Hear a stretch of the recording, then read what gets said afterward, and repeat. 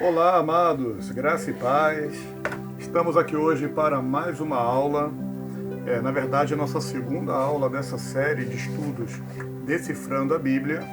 Eu acredito que você teve um bom proveito na nossa primeira aula, onde a gente falou bastante sobre o tipo de material, onde a gente discorreu um pouco sobre as especificações desses materiais. E hoje nós vamos dar prosseguimento. Como você pode ver na tela, nós paramos aqui, né? Nesta imagem foi a última imagem dos slides que viemos trabalhando. Agora vamos dar prosseguimento para podermos, então, nos aprofundar nesse módulo que trata do livro, tá? Lembrando, na introdução desta aula nós falamos que dessa série de estudos, né, nós falamos que esse curso ele está dividido em dois módulos. O módulo 1 trata-se do livro, né, a Bíblia como livro, como um material que temos em mãos, com as suas especificações históricas, culturais. E o segundo módulo ele vai tratar da Bíblia como revelação, como uma palavra inspirada, né? Tratando ali os aspectos espirituais, os aspectos de revelação, de proveito espiritual, tá? Trazendo ao nosso coração um alimento concernente àquilo que Deus tem para nós. Então vamos compreender isso. Então estamos no módulo 1, onde estamos ainda tratando da Bíblia como livro, conhecendo aqui as suas características, e vamos dar prosseguimento então a partir da aula de hoje. Bem-vindo à nossa segunda aula. Se você está gostando dessa série de estudos, se você acha interessante essa proposta, né, de compartilhar de forma gratuitamente o conhecimento da palavra do Senhor, talvez você seja alguém que já fez um seminário teológico, você seja alguém que já tem esse conhecimento da palavra, e é muito interessante você estar aqui com a gente, porque através dos seus comentários você vai estar enriquecendo esse conteúdo. Agora, há muita gente que não teve a oportunidade de fazer um seminário, de conhecer um pouco mais a respeito da palavra de Deus, e através desse espaço aqui nós estamos compartilhando conhecimento, ainda que um conhecimento introdutório, um conhecimento ainda superficial de entrada, mas que vai trazer ao entendimento desta pessoa uma revelação, né? um conhecimento daquilo que Deus tem para ela. Se você acha interessante, curte aqui o nosso canal, compartilha com seus amigos, fique à vontade, tá bom? Vamos então para a nossa aula de hoje. Vamos estar falando sobre línguas originais da Bíblia. Quais são as suas línguas originais, ou seja, em que línguas ela foi escrita. Nós temos duas seções na Bíblia. A primeira seção, o Antigo Testamento; a segunda seção, o Novo Testamento. Tá? Eu não uso muito o termo Velho Testamento, embora seja comum ser usado, e até em algumas Bíblias, em vez de vir Novo, ou melhor, Antigo Testamento, vem Velho Testamento. Algumas Bíblias, algumas versões que vem essa nomenclatura, né? Velho Testamento. E eu não utilizo por um entendimento pessoal de que o Velho traz uma conotação daquilo que está ultrapassado, e muitos entendem realmente como estando ultrapassado, e o Antigo ele traz um entendimento de que algo pode, ainda que tenha uma data, né, ultrapassada, ainda que tenha um ponto histórico, uma existência no passado, mas com um valor no presente. Tá? E por que eu digo isso? Porque dentro do nosso entendimento, tanto o Novo quanto o Antigo Testamento tem o mesmo valor para a nossa vida, tanto que nós temos eles em mãos. Os livros do Antigo Testamento não servem apenas para um conhecimento pretérito, para um conhecimento passado, né? Um conhecimento daquilo que aconteceu, mas ali sim há revelação de Deus para a nossa vida hoje. Mas a gente vai falar isso no segundo módulo, quando a gente entrar na Bíblia como revelação da vontade de Deus, a revelação da palavra de Deus, tá? Mas apenas explicar o porquê que eu utilizo aqui o termo Antigo Testamento, ok? Então nós temos duas seções, uma vai ser chamada Antigo Testamento, outra Novo Testamento, tá? E essas seções são subdivididas em categorias. Vamos falar isso um pouco mais à frente. As divisões que temos no Antigo, as divisões que temos no Novo. Imagine como um supermercado. Você tem seção, por exemplo, hortifruti. Mas ali você tem, no hortifruti você tem legumes, no hortifruti você tem frutas, né? No hortifruti você tem hortaliças, enfim. Você tem, dentro de uma seção, categorias. E a Bíblia é dividida em duas seções e cada uma dessas seções subdividida em categorias que vamos falar mais à frente. Apenas para te dar aqui uma introdução. E o Antigo Testamento, ele foi escrito numa língua original, como você pode ver na tela, o hebraico, tá? O hebraico, e aqui compreendendo, como você pode observar, Antigo Testamento, e temos ali 39 livros, que iniciam em Gênesis e vai até Malaquias, ok? 39 livros que iniciam em Gênesis e vai até Malaquias. Legal? Tudo bem até aí? E o Novo Testamento, que é a segunda seção, nós temos como língua original o grego, você pode ver aqui na tela, compreende um total de 27 livros, que inicia em Mateus, primeiro livro do Novo Testamento, e termina no livro de Apocalipse, o último livro do Novo Testamento. Na somatória dos livros, 66 livros, ok? Voltando ainda na questão da língua original da Bíblia, né? O hebraico para o Antigo e o grego para o Novo, nós temos uma terceira língua que não está aqui, mas embora há partes da Bíblia, alguns versículos do Antigo e certas citações, né, certas palavras do Novo Testamento que foi escrito nessa língua que é o aramaico, tá? Mas nós não utilizamos aqui para não confundir, para ficar mais fácil para você, né, assimilar. Temos o hebraico para o Antigo e o grego para o Novo. Sendo o hebraico uma língua mais específica ao povo hebreu, né, uma língua mais atinente, né, usual, né, pelo povo hebreu, usada pelo povo hebreu, né, pelos descendentes de Abraão. E o grego, a língua não particular do povo hebreu. O grego, na verdade, é uma língua que veio, né, como uma consequência, né, como um fato cultural, uma influência cultural da Grécia, que foi o império anterior a Roma, e os gregos, eles influenciaram todo mundo de então, né, não só com a questão da língua, né, mas com a questão cultural, com a questão religiosa, né? Os deuses gregos eram também seguidos em outros povos, até com outros nomes, mas essa já é uma outra questão, é um fundo histórico que não tem muito a ver com esse ponto aqui que estamos trazendo, mas apenas para que você entenda que o povo hebreu, aqui agora no Novo Testamento, eles conviveram com um dialeto que não era comum, né? Ou seja, não era particular deles, mas era a língua, digamos, a língua mais falada naquele período, tá? Como hoje nós temos o inglês, que é uma língua considerada universal, né? Então, como o grego ele era uma língua falada em diversos povos, por influência da cultura grega, o Novo Testamento, estrategicamente, por uma sabedoria de Deus, embora escrito por judeus, mas foi, na sua totalidade, escrita na língua grega, e podendo assim alcançar todos os povos, né?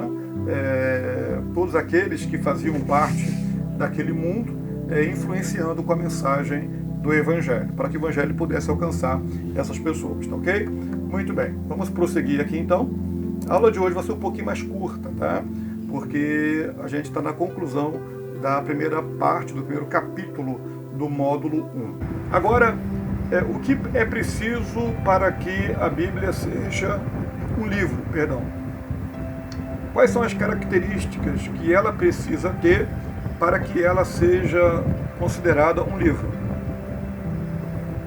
Vamos ver aqui na tela quais são essas características.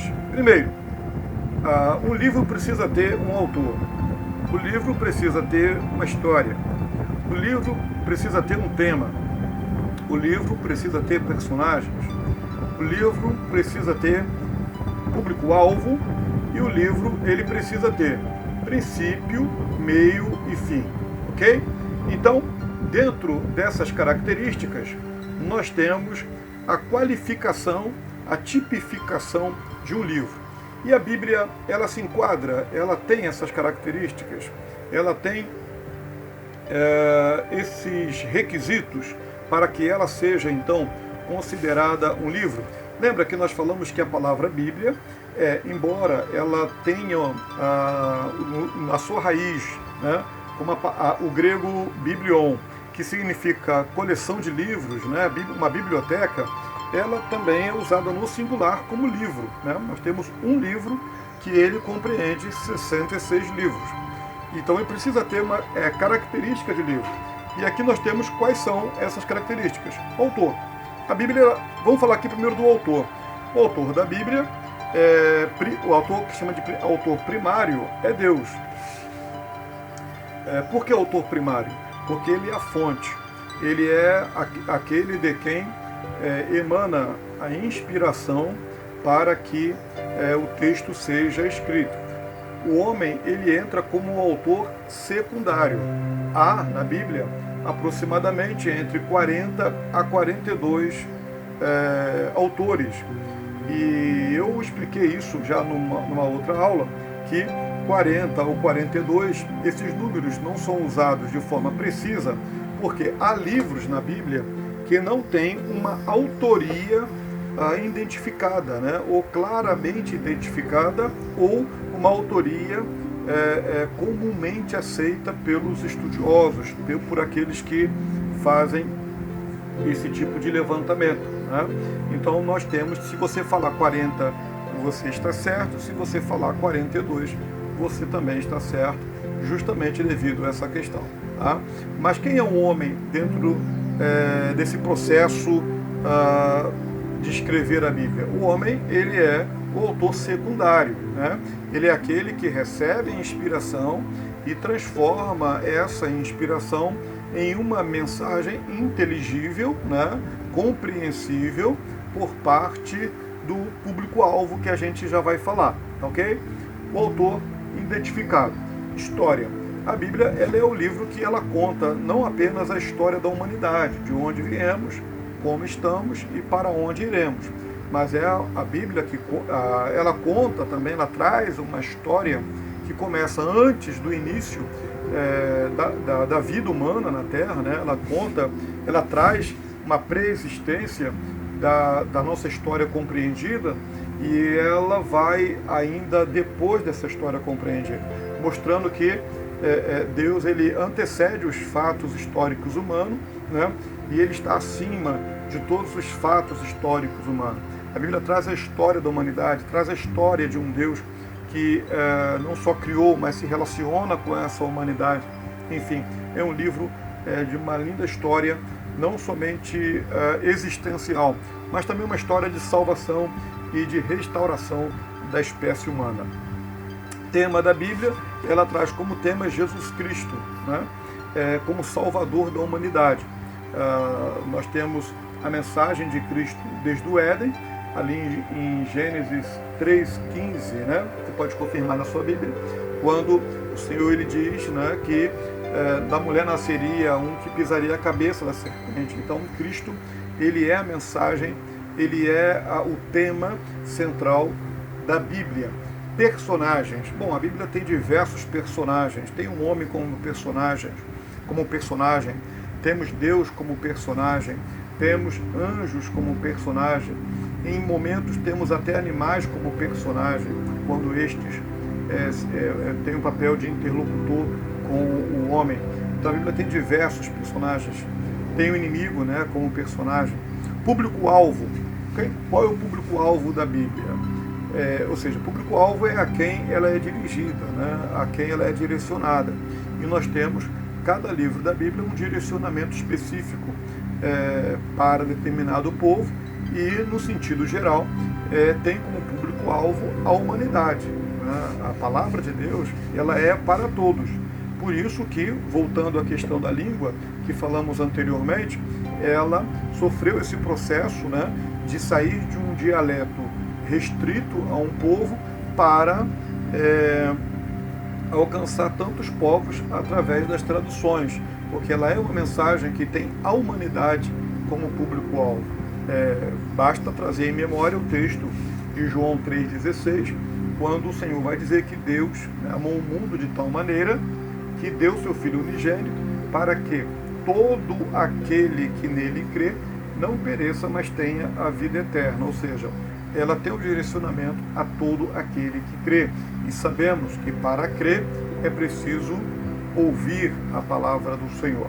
E por último, então, para que ela seja um livro, para que ela tenha a tipificação de um livro, é preciso que ela tenha princípio, meio e fim. E você vê isso de uma forma muito clara no livro que ela inicia, o livro de Gênesis, que inclusive tem como significado o princípio, né, o início de todas as coisas, e você tem como último livro o livro de Apocalipse, que significa revelação, que é a revelação da conclusão histórica da humanidade, né, a derrota última do adversário, né, de Satanás, e a partir dali o início de uma eternidade, um período sem fim, seja para aqueles que estarão em Cristo, né, aqueles que estarão com Cristo, melhor dizendo, na eternidade, e aqueles que estarão fora de Cristo por suas obras, por suas decisões, né, por rejeitarem Cristo como Senhor e Salvador de sua vida. Ok? Muito bem, vamos lá então. Quem é o autor da Bíblia? Nós falamos já, né, antecipei aqui, Deus ou homem. Nós já demos essa resposta quando falamos sobre Deus como o autor primário. Não esqueça, Deus como autor primário. Alguém vai dizer assim, mas o homem escreveu a Bíblia, né? O homem foi o homem que lá preparou, que escreveu, etc. De fato não foram anjos que escreveram a Bíblia. Porém, o homem ele é o autor secundário, né? Nós temos, desde o início da compilação bíblica, da Bíblia sendo escrita, das escrituras, dos primeiros livros, até a conclusão, um período de 1.600 anos. Vamos prestar muita atenção nisso. A Bíblia foi escrita no período de 1.600 anos, por aproximadamente 40 a 42 autores. Autores que, na sua maioria, nem se conheceram, viveram em época diferente. Não apenas isso, mas autores de posição social diferente. Temos ali reis, temos ali sacerdotes, temos ali pescadores, enfim, médico, enfim, temos ali diversas categorias, né, pessoas de diversas categorias, de época diferente, situações diferentes, porém, quando você olha a estrutura, né, do livro, você percebe que há uma coerência que permeia cada livro e fazendo com que os 66 livros ele tenha uma unidade. Isso só é possível a partir do entendimento de que, embora há muitos autores, mas apenas uma mente que ela faz, apenas uma mente que controla, né, todo esse processo. Por isso Deus, o autor primário. Tá certo? Muito bem. Aqui temos Deus e o homem. Resposta. E ele tentando saber aqui como que vai ser. Autor da Bíblia, autor primário, autor Deus, e o homem é o autor secundário. Tá bom? Esse material ele vai estar disponível em PDF, tá? Lá no final do último vídeo, da última aula, nós vamos disponibilizar o acesso a você poder baixar gratuitamente aqui esse material todinho para você. Nós vamos compartilhar com você esse material, tá bom? Porque você pode usar da maneira como está aqui. Você vai baixar em PowerPoint. Eu ainda vou verificar se eu baixo ele, se eu disponibilizo em PowerPoint ou em PDF, tá bom? Aí você poderá usar na escola dominical da sua igreja, você poderá usar no seu grupo de discipulado, como você achar melhor, tá bom? Então vai ser muito interessante aqui você continuar com a gente para ter acesso a esse material e poder tirar proveito daquilo que está preparado aqui, tá bom? Bom, como? Ou seja, de que maneira dá essa inspiração? Deus, autor primário, o homem, autor secundário. Como se dá esse processo? É possessão ou inspiração? A palavra possessão, ela significa controle, inclusive, dos sentidos, né? Uma pessoa possuída, ela perde o controle, digamos, da sua cognição, da sua capacidade de raciocínio. Ela é totalmente dominada, né? Por uma força, por um pensamento, por uma energia, e isso faz com que ela perca os seus sentidos e ela entre no que alguns chamam de uma espécie de transe, né? Isso é possessão. A inspiração, ela é um outro processo, porque a inspiração, ela é o processo onde eu recebo, é como se fosse de uma forma intuitiva, né? Como se fosse uma intuição, mas nesse caso, uma intuição tão forte, uma intuição tão objetiva que não há como se fazer diferente, ou seja, aquilo que foi dado é aquilo que será entregue. E é isso que chamamos de inspiração, tá bom? Eu vou aqui, vamos ler, eu vou abrir aqui para que a gente possa ler, apenas, eu não tinha separado aqui, mas eu vou abrir aqui para a gente poder ler, tá bom? E você poder acompanhar comigo apenas um texto a gente vai aqui abrir para que possamos verificar apenas o de 2 de Timóteo, tá ok? Toda a Escritura, né? Toda a Escritura é divinamente inspirada. Vamos ver aqui então esse versículo e eu vou colocar na tela para que você possa ler comigo aqui, tá ok? Vamos ver aqui se eu consigo colocar de uma forma que você consiga ver. Aqui, deixa eu só ajustar. Aqui, papá. Muito bem. Muito bem. Deixa eu aqui só preparar aqui. É porque eu não tinha separado para a gente poder estudar, para a gente poder dar uma olhada. Agora, sim. Ok. 2 de Timóteo 3,16. Toda a Escritura divinamente inspirada é proveitosa. Proveitosa para quê? Para redarguir, para corrigir, para instruir em justiça. Então, toda a Escritura divinamente inspirada é proveitosa. Então, o que Paulo está falando aqui a Timóteo, seu filho na fé? Que o processo da preparação bíblica, ele é por meio da inspiração. A inspiração é o processo de fora para dentro, né? Ou seja, não é do homem. A Bíblia não é fruto da ideia do homem. A Bíblia não é resultado da inteligência humana. Ela é resultado da mente sábia e criadora de Deus. Tá bom? Os outros textos você pode verificar, pausar o vídeo, abrir aí e verificar.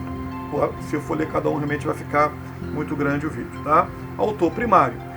Quem é o autor primário? Repetindo, Deus. Ele é a fonte, ele é a inspiração, ele é a causa, ele é o propósito e determina o propósito. Revelação, seja ele que revela. Autoridade, seja a capacidade, né, de revelar, de falar, de mostrar aquilo que vai ser dado. Visão. Então ele é a fonte de tudo isso. O autor secundário, o homem. Quem é o homem? Nesse processo, ele é o agente, ele é o canal, ele é o instrumento, ele é o meio, não a fonte, mas o meio. Ele é o intérprete. O intérprete não é aquele que tem a mensagem, o intérprete é aquele que traz a mensagem. Ele é o porta-voz, né? Como nós temos no cargo de presidente da República, nós temos aqueles que têm o seu porta-voz, que fala em nome dele. Então, o homem, como autor secundário, ele é o porta-voz. E ele é o inspirado, né? Ele não é inspiração, ele é o inspirado. Ok, com esse slide, né? Com esse ponto aqui já elucidado, nós concluímos a nossa aula de hoje. Espero que você tenha gostado. Aqui embaixo, fique à vontade para colocar os seus comentários, suas observações. Será um prazer poder aqui responder a cada um e usar esses comentários como norteadores para os próximos vídeos, tá ok? Deus abençoe a sua vida, Deus abençoe a sua família, continue estudando porque vale a pena, tá ok? Venha com a gente, vai ser um prazer ter você conosco nesse processo de conhecimento. Fica na paz.